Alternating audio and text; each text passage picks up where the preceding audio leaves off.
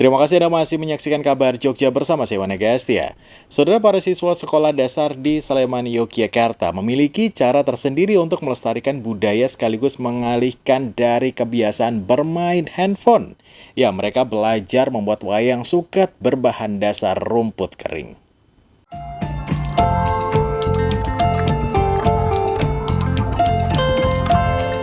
Pemandangan berbeda terlihat di SD Negeri Gabahan Melati Sleman. Ya, para siswa nampak serius dan juga asik melipat rerumputan kering menjadi sebuah bentuk wayang.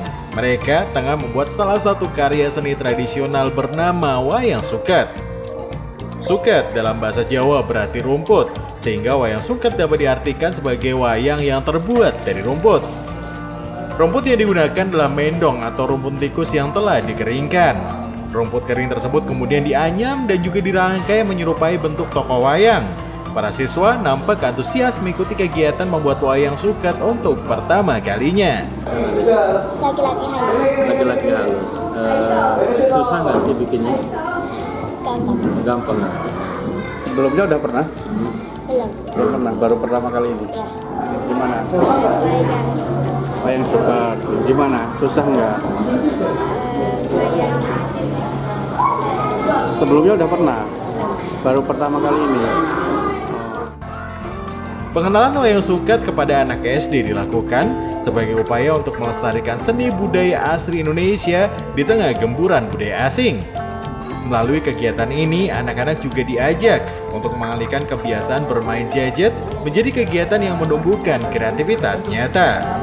Motivasinya fenomena saat ini sih mas sebenarnya. Anak-anak sekarang kan lebih tertarik sama modern, terus kemudian sama nari modern oke lah, tapi mereka kayak lupa budaya sendiri gitu mas, lebih tertarik budaya orang luar malah kayak K-pop dan lain-lain. Nah, kami punya visi itu memperkenalkan kembali, terus kemudian ingin mencoba melestarikan kembali wayang suket yang merupakan salah satu warisan budaya bangsa Indonesia. Kegiatan pengenalan wayang suket akan terus dilakukan sekolah-sekolah negeri di seluruh Indonesia. Widi, RBTV. Kita beralih ke informasi dari kota Yogyakarta. Saudara, Gembira Loka Zoo terus berinovasi untuk memberikan kenyamanan bagi pengunjungnya. Kini kebun binatang ini dilengkapi dengan fasilitas travelator outdoor untuk memudahkan pengunjung menjelajah kawasan wisata seluas 20 hektar lebih ini. Kebun Binatang Gembira Loka Yogyakarta atau GL Zoo terus menunjukkan komitmennya dalam memberikan kenyamanan kepada para pengunjung. Terbaru, GL Zoo membangun sebuah travelator outdoor untuk memfasilitasi pengunjung menikmati kebun binatang tertua di Indonesia ini. Fasilitas travelator sepanjang 30 meter dengan ketinggian sekitar 7 meter ini dibangun dengan biaya lebih dari 900 juta rupiah. Keberadaan travelator diharapkan dapat membantu pengunjung, terutama untuk lansia dan juga anak-anak, agar lebih nyaman saat menyusuri area kebun binatang yang cukup luas dan juga menanjak. Direktur Utama GL Zoo KMT Atirto Diprojo menegaskan bahwa penambahan travelator ini merupakan wujud komitmen manajemen dalam meningkatkan kualitas layanan. Selain memudahkan aksesibilitas, fasilitas ini juga diharapkan menjadi daya tarik baru yang mampu menambah pengalaman wisata para pengunjung. Gembira Loka sekarang menghadirkan namanya travelator, di mana travelator itu untuk membantu para pengunjung Gembira Loka yang akan pulang melalui pintu A, sehingga mereka tidak terlalu berat untuk menaiki setinggi lebih kurang 7 meter ya, dalam jarak 30 meter. Agung, RBTV.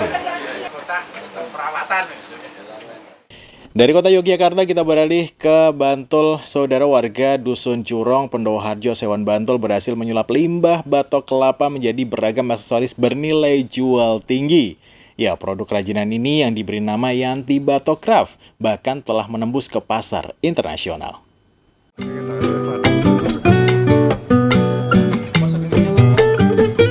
Pemilik usaha Haryanti menceritakan bahwa sebelumnya ia bersama dengan suaminya menekuni usaha makanan kering. Namun usaha tersebut mengalami pasang surut hingga akhirnya tutup. Ide membuat kerajinan batok kelapa muncul ketika ia melihat limbah batok berserakan serta terinspirasi dari kancing pakaian berbahan batok yang ditemuinya di pasar. Seiring dengan berjalannya waktu, ia mengembangkan usahanya dengan memproduksi berbagai aksesoris dan juga souvenir dengan seleksi khusus pada batok yang digunakan.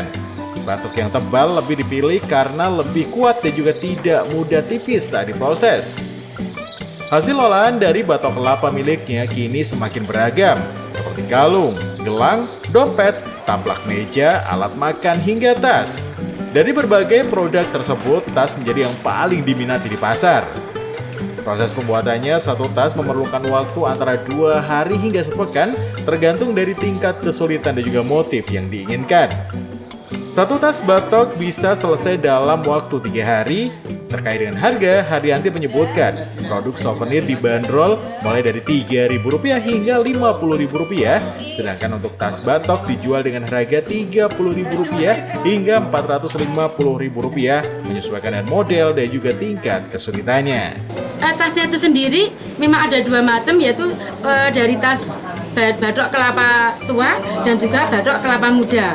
Dari batok kelapa tua itu menghasilkan warna coklat atau warna brown kayak gitu. Kemudian untuk kelapa muda itu bisa menghasilkan batok putih atau white. Kemudian kita rebus karena memang strukturnya itu agak lemah, jadi kita rebus pakai ditambah dengan H2O2 biar menghasilkan lebih warnanya lebih cerah putih dan awet kayak gitu. Desain-desain itu kita dari customer. Daily RBTV. Saudara, masih tentang nuansa hari ulang tahun ke-80 kemerdekaan Republik Indonesia. Ya, di Kecamatan Bulu, Sukoharjo, Jawa Tengah, puluhan orang warga mengikuti acara melukis massal. Ajang ini sekaligus untuk mengasah potensi seni lukis warga setempat.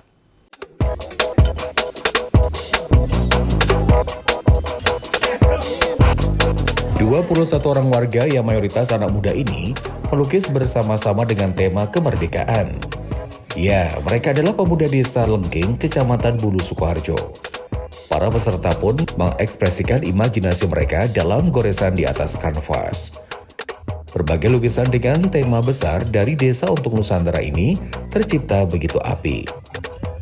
Kegiatan ini untuk menyemarakan HUT ke-80 kemerdekaan Indonesia. Selain itu untuk menggali potensi seni lukis dari warga desa Lenggeng.